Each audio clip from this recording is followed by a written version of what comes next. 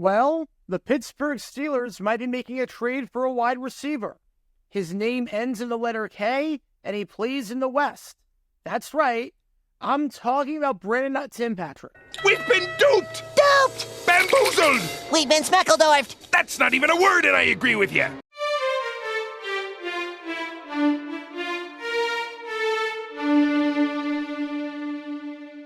Welcome everybody to JG9 News. We talk all things NFL all the time. I'm Jared and I representing the 904 from the 602. And today we are talking about these two teams behind me right here and Denver Broncos wide receiver Tim Patrick and how he could end up on the Pittsburgh Steelers. The Denver Broncos announced earlier on Monday that they were going to be waiving Tim Patrick, their wide receiver that they gave a massive contract to just a few years ago. We obviously know what Patrick can do when he's healthy. His last two healthy seasons were almost identical. 51 catches, 742 yards, 6 touchdowns in 2020. 53 catches, 734 yards, 5 touchdowns in 2021. He was a super reliable, super steady receiver. Unfortunately, got dealt a really bad hand with injuries. Tore his ACL in 2022. Missed all of 2023 with an injury as well. But he looked very sharp so far in the 2024 preseason. He had a very nice catch over the middle against Indy. He had a great game against Green Bay. He even scored a touchdown in that one. Was a very crisp route runner. It doesn't make a whole lot of sense for Denver, it looks like. Having a rookie quarterback that seems to have a good connection with him and just throwing that away doesn't seem to make a whole lot of sense. I get they were going youth movement. I get that Patrick is 30. I get that they are cutting some veterans in favor of some younger players. I get that, especially when it comes to guys like P. Ryan, who is on the way out.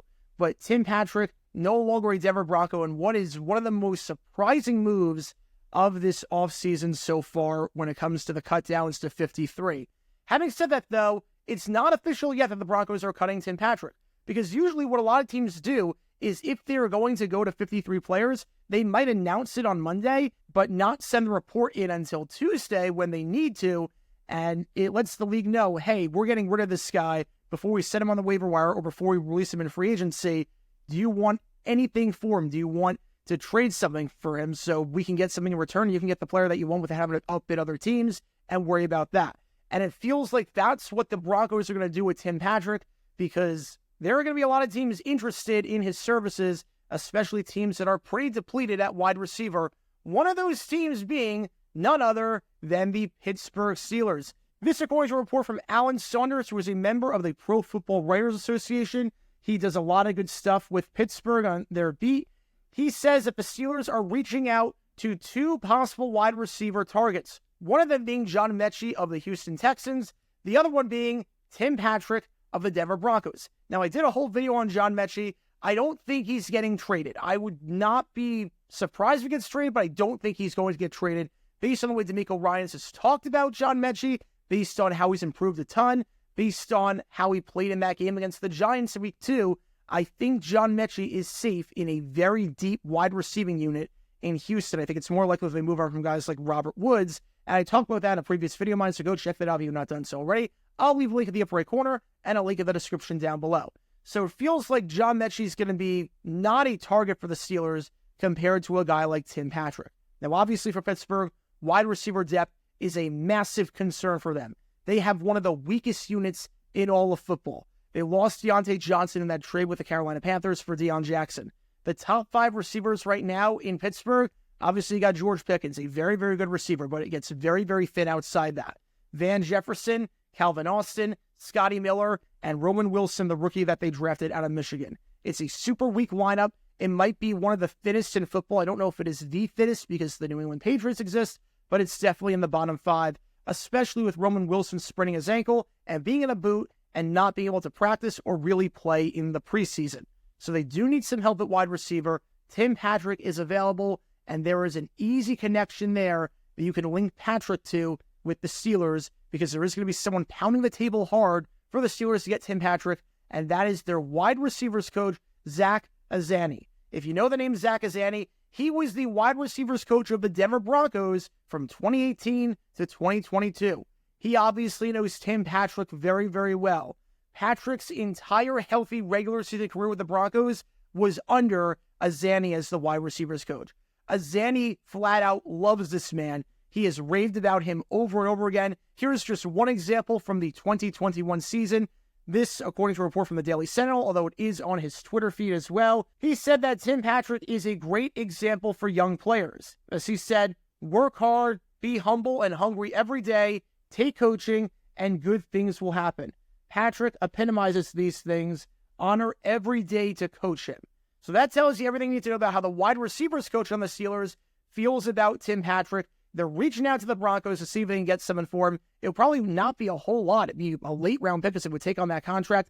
And obviously the Broncos are going to get rid of him, so they might as well get something out of him versus nothing. So obviously the Broncos have the lower ground here because if they're unable to trade him by that deadline, then he's gone and they get absolutely nothing in return. Doesn't count toward compensatory pick formula, doesn't count toward anything along those lines. So they have to get rid of him by 4 o'clock for something. And it looks like the Steelers are probably the favorite to get Tim Patrick, considering their need at wide receiver, considering the wide receivers coach link with Azani, and considering, well, everything else that we know about Tim Patrick and the Pittsburgh Steelers situation. And if you're wondering for whatever crazy reason how this impacts the Steelers cap space, they don't really have to worry about that a whole lot.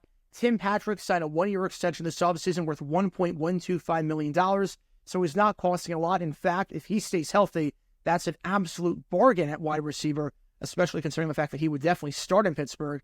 And the Pittsburgh Steelers have a ton of cap space, relatively speaking, for this time of year. Their cap space is somewhere around that $12 to $16 million range. We don't know an exact figure just yet. Obviously, that could change based on the 53-man roster cutdowns, but $1.125 million is not going to make a huge difference in the salary cap, especially when you're looking at a starting receiver. This is something that the Steelers could easily take on, although then again, most teams in the league could take on a $1.125 million contract for a guy of Tim Patrick's caliber. Again, this is a bit of a surprising cut. I thought Patrick had a very good preseason. Looked like he had a very good training camp from all accounts, especially because John Franklin, from all reports, did not have a good training camp as the rookie wide receiver that the Broncos drafted. So, bit surprised by this move. Of all the moves that have been announced so far, there are going to be more coming up. This seems like the most shocking of them all.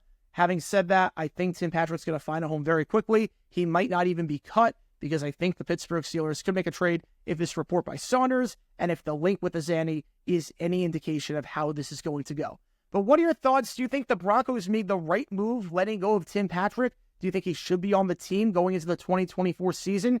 Do you think that the Steelers should pick up Tim Patrick? Do you like the Steelers receiving unit? Do you not like the Steelers receiving unit? Do you think they need to upgrade? Let me know your thoughts in the comments down below. And that is going to do it for this episode of JJ9 News. Be sure you like and subscribe. It helps the channel out a lot. And be sure to check my main channel, Jaguar9, where we talk all things NFL history all the time. Until next time, this is Jaguar9 signing off. And as always, go Jags.